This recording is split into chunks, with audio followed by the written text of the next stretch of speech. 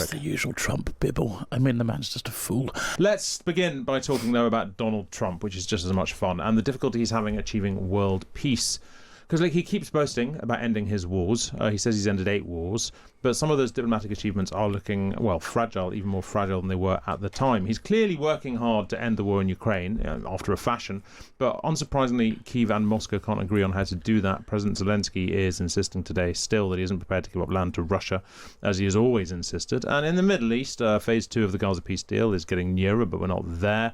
We learned today that Trump's plan to put Tony Blair on the Gaza border peace is a no-goer because some Arab states have objected. And in one of the wars that he definitely claimed to have ended was the conflict between Cambodia and Thailand, which I personally appreciated a huge deal because while he ended it, I was literally in Cambodia and Thailand was on my way home. So thanks for that, Donald.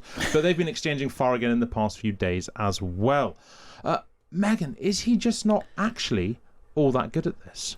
I mean, he clearly really wants that Nobel Peace Prize that he said he... Even though he's already got the football one. Yeah, I mean, I think something about Donald Trump is he's obviously very good at kind of being that public sort of facing negotiator. He is quite good at getting people in the room, but I think that what he's been good at is not necessarily sort of doing kind of like a positive piece, thinking long term, how do we sort of ensure that these conflicts don't bubble up again? I mean, he literally said he would end the war in Ukraine sort of basically as soon as he got into office, and that definitely hasn't happened. I mean, he's almost been the president for a year. He said 24 hours after he got elected, not even before he got into office. It was going to be, So that obviously hasn't happened.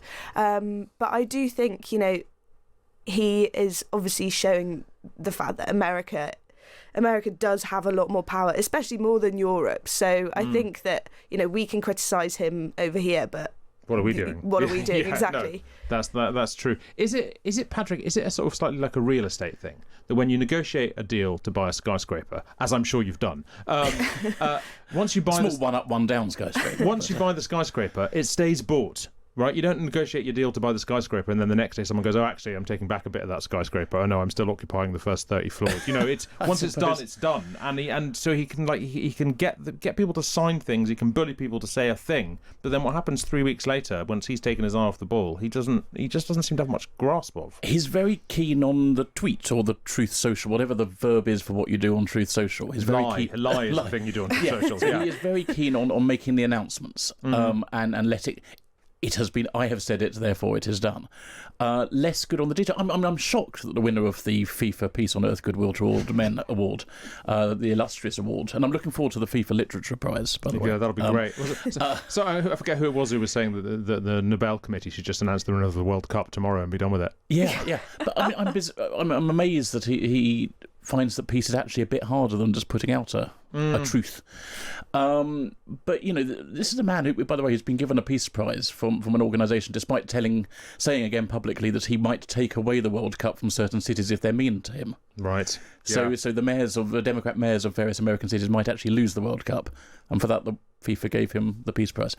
Look, I mean, yesterday he called a reporter obnoxious. His standard modus operandi is to be rude and belittling to people. So quite why he thinks he's the man to bring peace around the world, I don't know.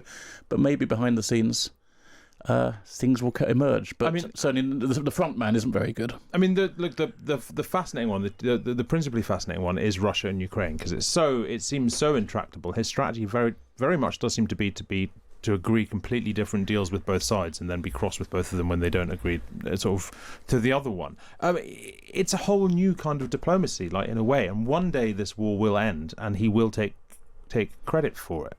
Meghan, I mean, do you see any movement there on either side? I don't know. I think, I mean, it is a very Trumpian way of doing diplomacy, sort of, telling either side different things. But I think actually the real winners are probably Russia from this. I think that actually and sort of what Trump has shown since he came in is that he I think he actually quite likes that Putin is sort of this big kind of hard man. He likes that he's sort of throwing his weight around, because Donald Trump kind of would like to do that in in his role as president. I mean, we've seen, like, kind of with the sort of positioning with Canada and things like that. So I actually think that, Ukraine and Zelensky, I mean, we saw earlier this year with JD Vance and Trump kind of being, that horrific argument that I think was completely unprecedented live on television in the White House. But yeah, I think you're right. Whatever happens, Donald Trump will try to take at least some credit for it. But again, I think it just shows, Keir Starmer has done quite well with the coalition of the willing, but how much power does that actually have over what is happening? I think the real sort of, I think actually like Russia is becoming sort of the real winners out of this. Yeah. Obviously they haven't won the war, but this is going sort of well for them. Well, for the Russian government, if not the Russian people, who are, of course, dying in their hundreds of thousands. Look, he obviously doesn't think much of Europe, Donald Trump. He's referred to the continent as a decaying group of nations in an interview with Politico. But he's also asked in that interview what he thinks of Europe's leaders. Listen to this. I think they're weak, but I also think that they want to be so politically correct. I think they don't know what to do. Europe doesn't know what to do. They don't know what to do on trade either. I mean, I look at a lot of the trade situation that's going on over there. It's a little bit dangerous, but Europe, they want to be politically correct, and it makes them weak. That's what makes them weak. I don't really understand what that means. What do you think that means, Patrick? It's the usual Trump bibble. I mean, the man's just a fool. What we have had is statements from the White House, not just Trump. JD Vance this week has been criticising Europe for being anti-free speech, which was quickly retweeted by Medvedev, the former president of Russia, saying, hurrah for free speech. Yeah. I'm not for sure free speech is actually a big thing in Russia at the moment. I'm not sure it's a big thing in America at the moment. No, indeed. But there is clearly a dialogue that Europe is the land of the weak. Yes. They don't believe in free speech. They're all woke. Okay, but why? Is it really about us or is it about them? Because I have this emerging theory that look, on the military, they're kind of right, obviously, but Europe's not been pulling its weight militarily, although, to be fair, we were encouraged not to for the better part of half a century by America, who wanted to have all the power. But I also think when American politicians, right-wing American politicians, attack Europe for being weak, for losing its culture, for losing its direction, for being riddled by crime, really they're talking about their own fears for America that they're casting onto us instead. Yes, I think that's legitimate. Of course, America was initially founded by European migrants, and there might be people who feel close ties back to the motherland who are offended by this. But yes, perhaps they're speaking to an audience back home. But the big test is going to be if Russia ever invades a NATO country. Yeah. And then we'll see whether America is actually going to follow what it's meant to do under Article 5, or whether it just lets us be on our own. That's the worry. What do you think that means, Meg?